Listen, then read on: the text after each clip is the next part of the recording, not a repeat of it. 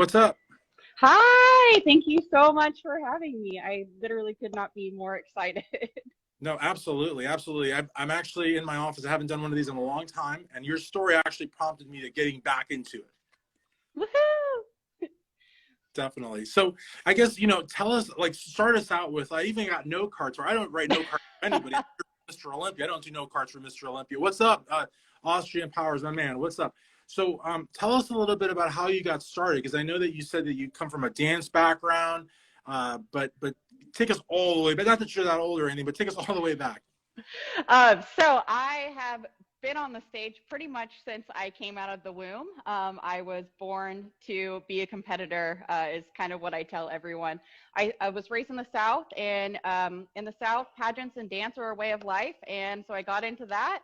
And in my 20s, I kind of floundered around, and I really didn't do a whole lot. And I was in a 10-year relationship, and when that went kaput, I threw myself into the gym, and I saw girls there that were doing bodybuilding, and I wanted to do it. And the moment I stepped on stage, it was game over for me. I did 3 shows back to back and knew that was my place in the world. So tell us a little bit about the Southern culture, because I know you had said that pageants are part of life in the South. And in fact, I'm in Louisville, Kentucky, and a couple of law offices I've worked at, the daughters of the ladies that I work with are in pageants. So it's, you're couldn't be more accurate. Oh, yes. So I didn't actually start doing pageants until I was probably about 15. It was a way for my mother and I to really enjoy getting to spend some time together.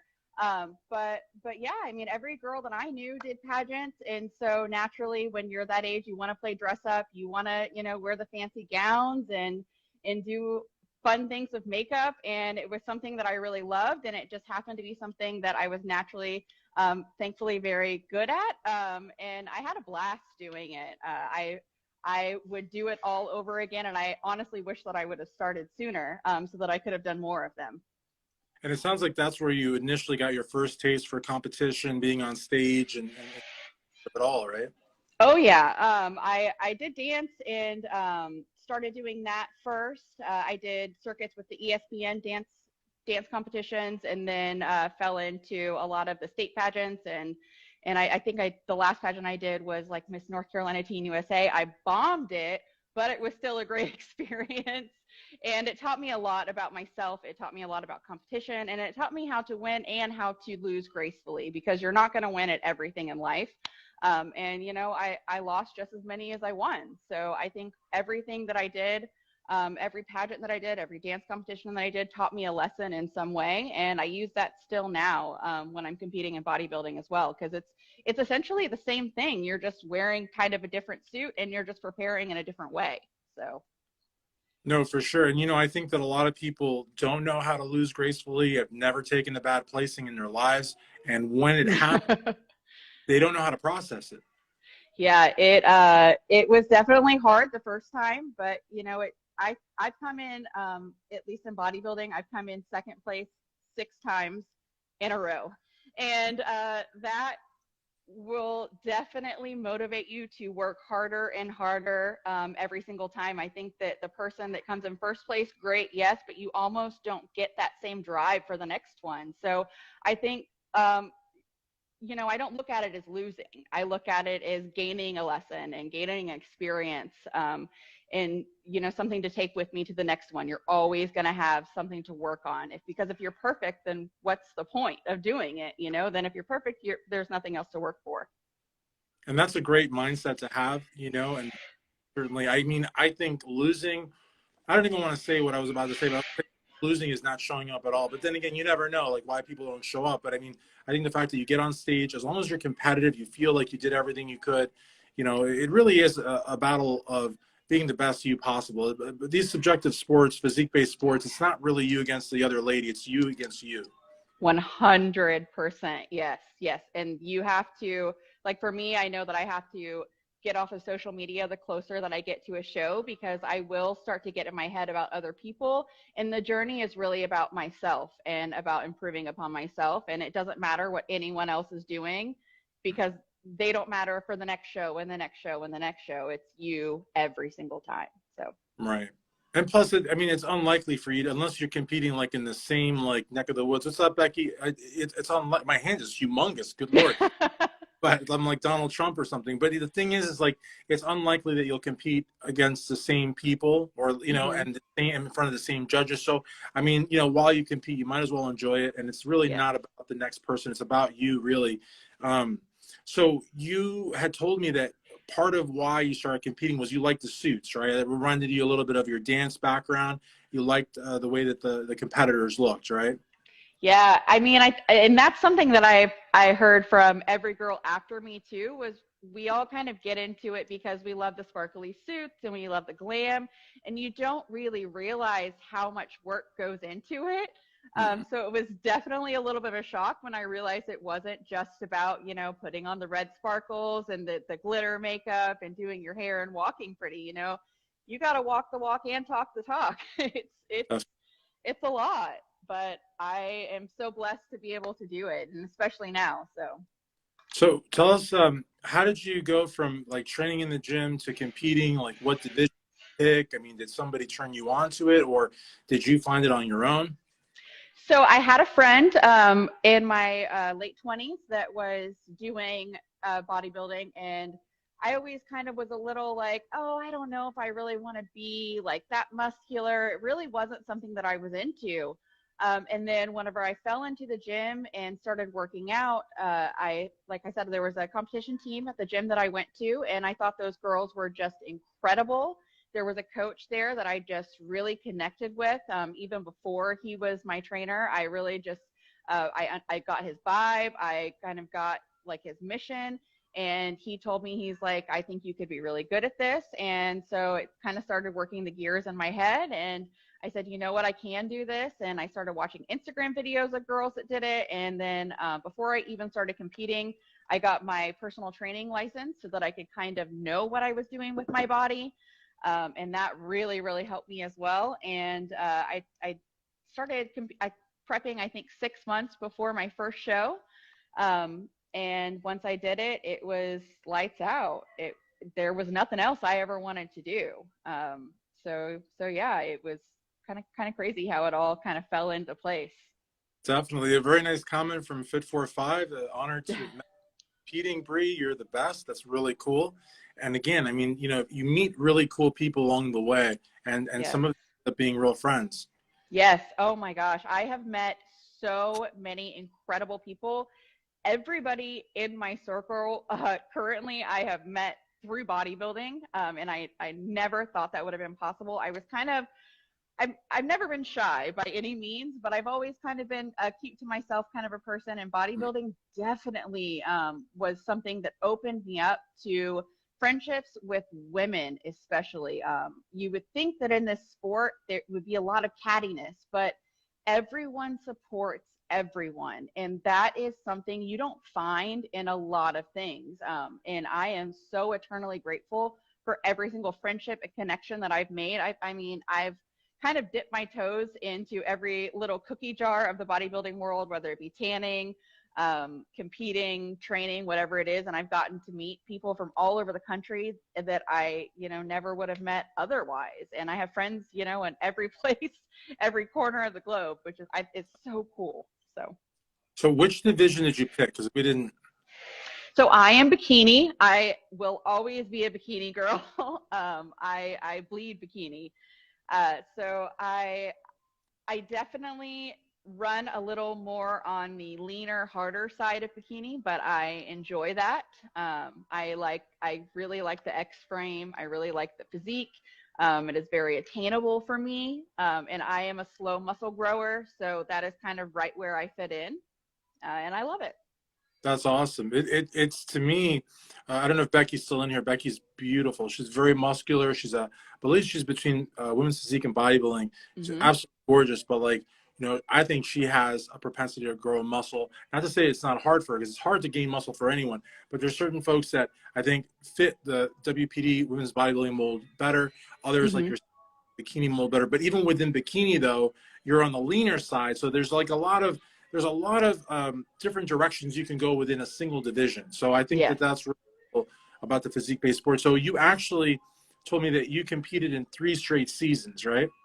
I did. Yes, I did 3 shows my first season, and 2 shows my second, and 2 shows my third season. So 5, 6, 7, 3, 4, 5, 6, 7. Math is not my strong suit.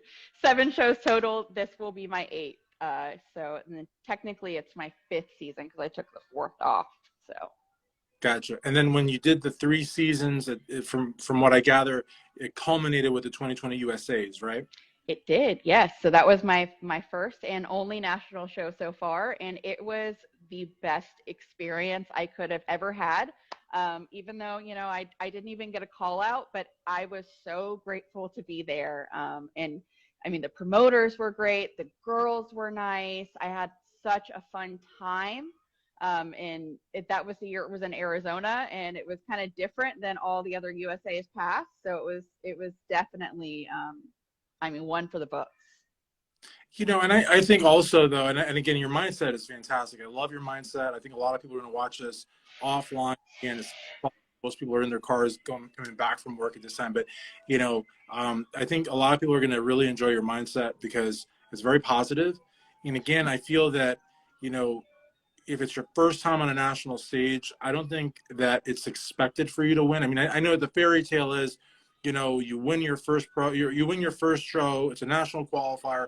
You go to the big show, you win there, you win your first pro show. I mean, that's a fairy tale. I mean, it happens maybe for Right. like a person, but I mean, I think it's the experience that's really important, and that you cut your teeth, you saw everything, you made some connections. Now, when you go back, you're not going to have the jitters if you even had them to begin with, but now you kind of know what to expect. Yeah, it's a whole different ball game when you get to a national stage. And I had always done well in shows and always been a top competitor. So to go and I pretty much got dead last in my height class.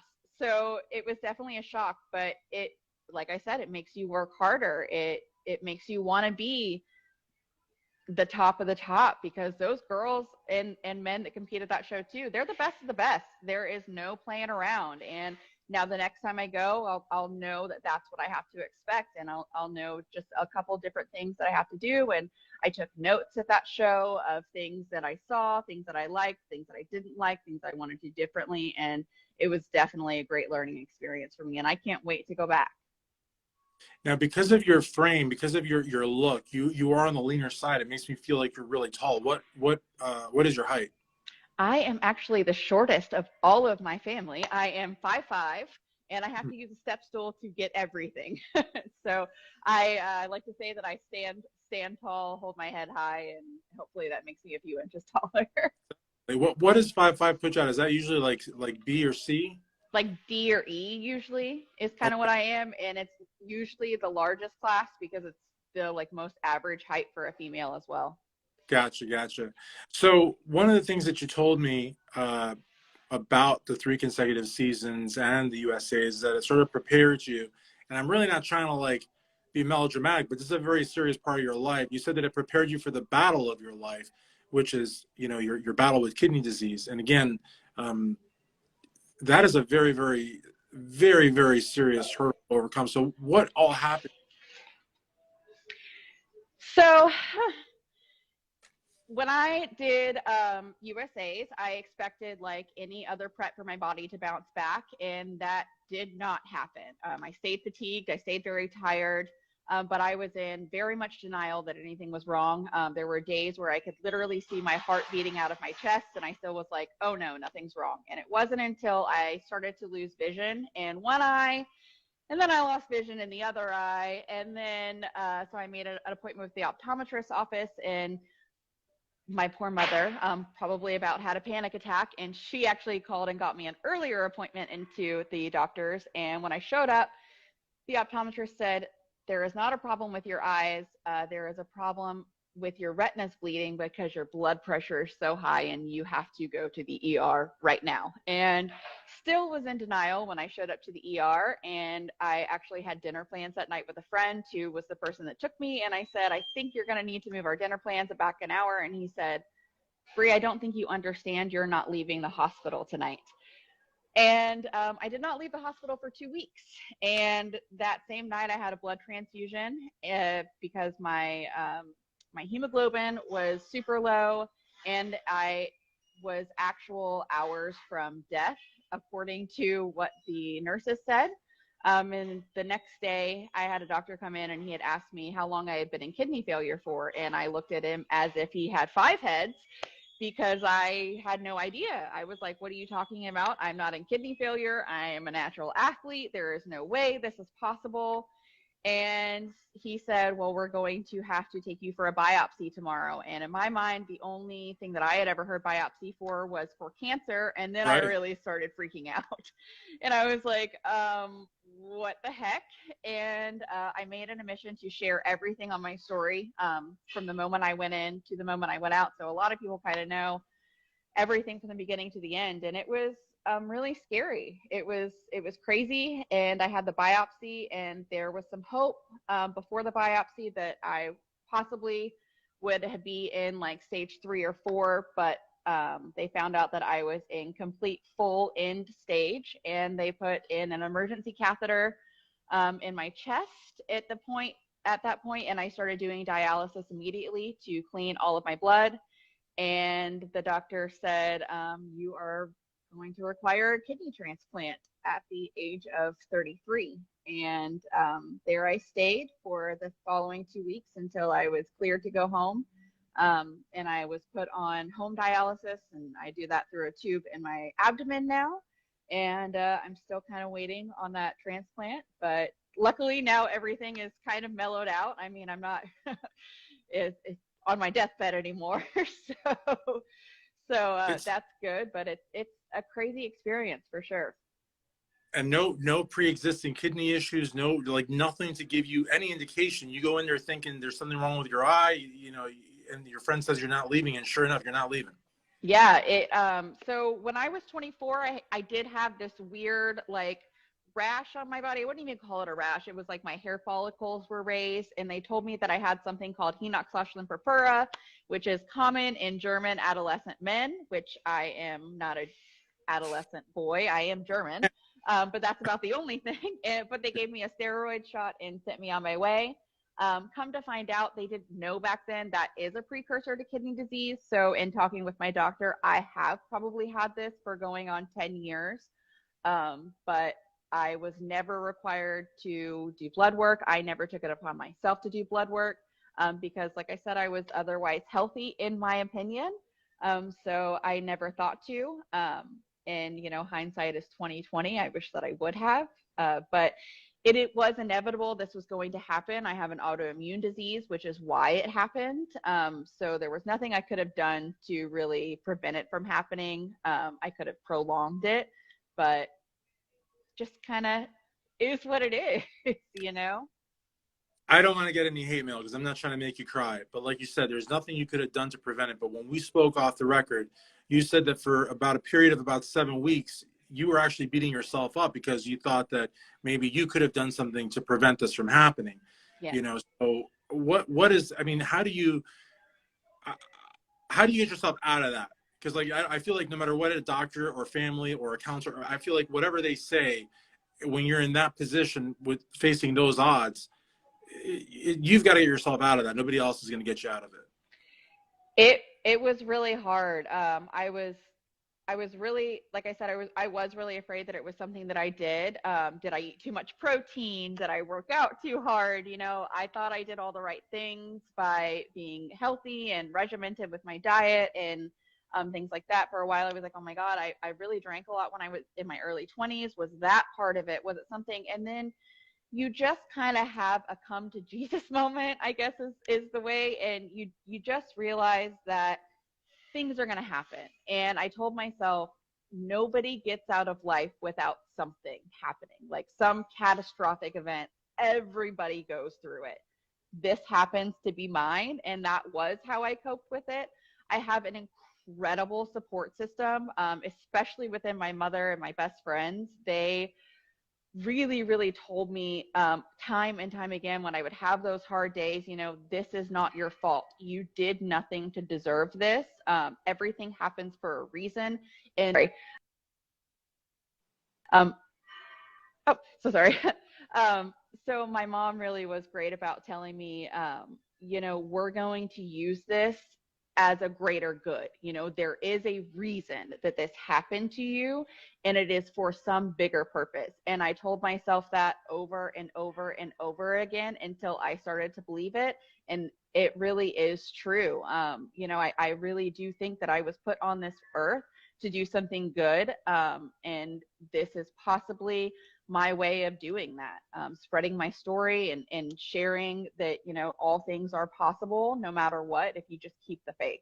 So. Absolutely. And again, I mean, far be it from me to, try to second guess God. I mean, I believe, some don't, but, I feel that, like you said, everything happens for a reason. Your great journey uh, may very well inspire a lot of other people. I mean, when somebody is said to be an end stage, I mean, there's no after end. End is it. You know what I mean? Yeah. No, like, so to be able to get through that, you know what I mean, and then get back on stage, and the new normal for you is a little bit of dialysis, but you're on the list, and God willing, you'll get the transplant. But I mean, uh, you're just so driven, and you're just you will overcome anything, any obstacle in your way. That's very, very powerful, and that will surely inspire others. It's already inspired people, from what I gather. Thank you. I don't think that I'm special or different. I think that everybody has the power to do whatever it is that they want to do. I just happen to really, really want to compete and to really, really want to do bodybuilding. And I'm so fortunate that I have had a team of incredible doctors that have allowed me to really be who I am, and to really let me see my journey through. I know there's a lot of people in my situation who don't have the same support from their doctors when it comes to this. So I really try to be a little bit of that beacon of hope for other people that want to get back in the gym, and that want, to have that kind of a lifestyle. They don't have to compete like I do, but, they want to have a routine. They want to do things. And I just hope that people can know that it is possible, like 100%, like you can do it. Definitely. And before I talk about your upcoming show, I want to talk about your photographer, because, I've only seen a few photos, but like they're really, really, really good, and they're not only fitness photos. Like in other words, like there's like real life photos. You're like out in the desert. It looks like, like nature. I mean, I really like photos like that. I like when competitors have another dimension to them beyond the stage in the gym. Yes, so my photographer is my mom. And so I am very fortunate to have such an incredible mom and photographer. She's been taking my photos my whole life. She's actually like one of the only people that I feel comfortable enough to take Mm. my photos. And so I'm very blessed to have her. And so she started taking my pictures when I was really young. We would do what we called cake makeup with my friends at our house, and we would dress up in her clothes, and we would do that. And so yeah, I've just gotten really comfortable in front of the camera with her, and that was something we did in pageants as well. There was always a photogenic category that we did, and it was almost like a prize for both of us when we would win both of them. So she actually has all of the photogenic trophies that I've won, because I feel like they're more for her than they are for me. So I am quite blessed to have her on my team for that. Well, she's an amazing photographer, and I think you touched on a nerve, on a point that's very important, and it is the comfort level, especially over time, between a subject and a photographer. I think it's really, really important. I think there's something to be said about that bond, and I also think there's something to be said about the mother-daughter bond that you had through pageant. Because I feel like that's really important, especially for a child, an adolescent, and an adult as well. That's really, really quality time. Yes, yes. I mean, my mom is my best friend. So it has been just, I tell her, people, like, she's more like my sister than my mom. We grew up together. She had me 2 days after she turned 19. So our birthdays are like right next to each other as well. And we have just had a blast and a half, like growing up together. I am very, very fortunate, because I don't, like, a lot of people don't have that relationship with their their family, and they have like a little bit of a different relationship with their mom. And so I have 5 half sisters, or sorry, yes, I have 5 sisters, 3 half sisters and 2 stepsisters. And my other sisters aren't close with their moms, and that's a lot of times they tell me, I wish I had the relationship that you had with your mom. So I almost sometimes, forget that I am so special to have that, because it's rare, and I'm lucky. Definitely. Does she ever work out with you in the gym? Yes. So I tell you, my proudest moment was when I finally got her a gym card, and when I finally taught her how to get her nutrition right. And she actually developed diabetes from eating, I say, too many apple fritters over the period of her life. But she really took charge, and she started staying with me right after I was diagnosed. She came to visit me a lot more. She lives in North Carolina, and I live in Kansas City. So she came to visit me more. She started seeing my routine, and she took it upon herself to really, really fix her diet. And she has kicked diabetes in the butt, and she is almost clear of it. She goes to the gym every day. She craves going to the gym. She asks me for form recommendations. She asks me for workouts. We actually share the same gym clothes all the time. It has just been so incredible to watch her thrive, because I mean, that's just like a happy dance for me. It's rare that you can teach your parents something. So for me to be able to have that was pretty special. Yeah, that's awesome. And how crazy would it be if you're competing at a show one day and you run into her on stage? That'd be pretty Oh wild. God, I would die. I would die. I would love it. I've That's mentioned great. it to her, but she always laughs it off. You never know. You never know. I know. So now you're 7 weeks out. Are you allowed to say what show you're? Some people don't like to say what they're doing. Oh, I am open as a book. I am doing All Stars in Kansas City. And originally I was going to do a show in Oklahoma the week before. But with my dialysis, I kind of wanted to do something that was a little closer to home, so I didn't have to take my supplies, and just have that one less stressor. So I am doing a show that is local in Kansas City, which is also really great too, because I know a lot of my friends and family would like to come and watch. So that will be really special to have a lot of those people there as well.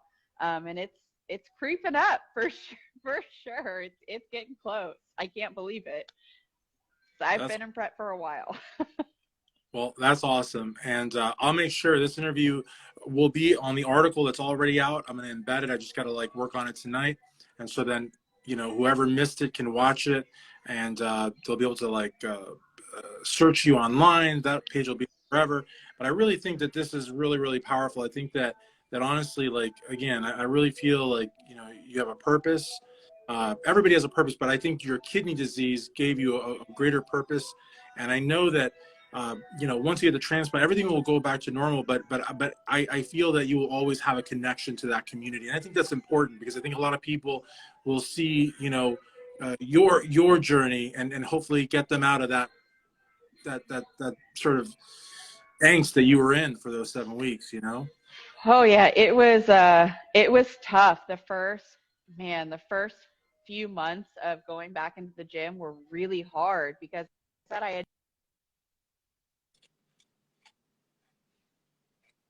national stage, and then all of a sudden, literally overnight, my body changed. I was holding like 20 pounds of fluid in my body, and I could only I wasn't even allowed to lift, I think, for the first 6 weeks of it. And then after that, it was 5 pounds. I could barely walk, but I made myself go on the treadmill. It was dark. It was hard, but I kept telling myself 1% closer every single day. And eventually I remember texting my friends being like, oh my God, I can walk at full speed now. Oh my God, I'm lifting what I used to lift.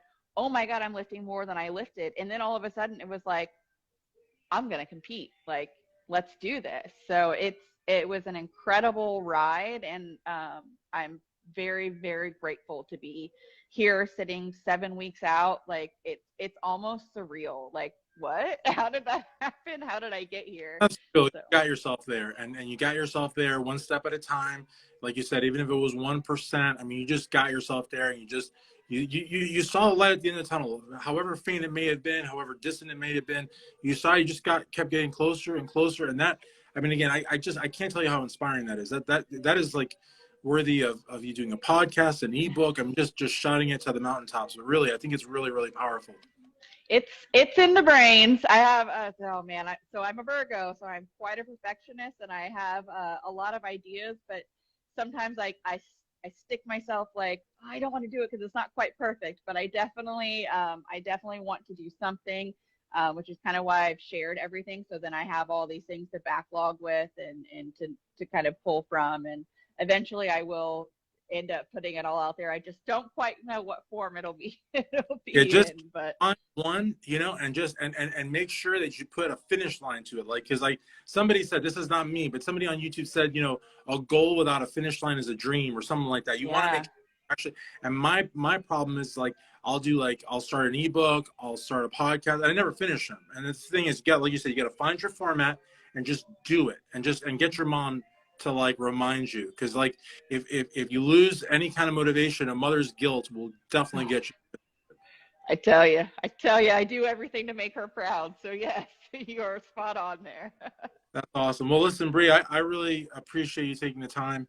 You know, like I said, your story just inspired me to start doing this again. I love talking to people, and I love people that have, you know, something to say, like a journey, something that they've been through. And my gosh, for you, it probably, you know, takes the cake, because I think, like, honestly, you know, and again, I don't want to keep dwelling on it, but like when somebody says you have end stage, it's really easy to fall in a hole, and you didn't. So I just want to give you the final word, but thank you again very, very much.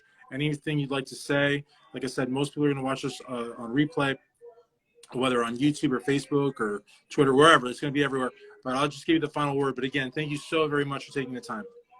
Well, thank you so much for having me. I think I've told you this before, but it honestly, I actually met you at my very first show that I did, and you took a picture of me, and it's like one of my favorite competing pictures, actually. So this Which, happened. Oh, uh, so it was Midwest Championships in 2019, I believe, or 2018, somewhere around there. okay. And so this honestly has been a dream of mine for a very long time. So like I said, thank you so much. And I really just want to thank everybody that has supported me and followed me through this journey. I get a lot of messages from people, and I save and screenshot every single one of them because I do have really hard days every now and then. And I absolutely look back on those on my hard days, and they've, even if it's just like a you're killing it text, like thank you, because I need those too, and I love them so much, and I could not have asked for more support than I get. Like it's unreal some days that like people want to follow my life. Like it's kind of crazy, and I'm so grateful, like, to every single person that does. So that that's all I got. That's all I got. Well, again, thank you so very much for taking the time for BREE FAUSNAUGHT. This is Christian Duke, strengthaddicts.com. Thanks again. Thank you. Have a great day.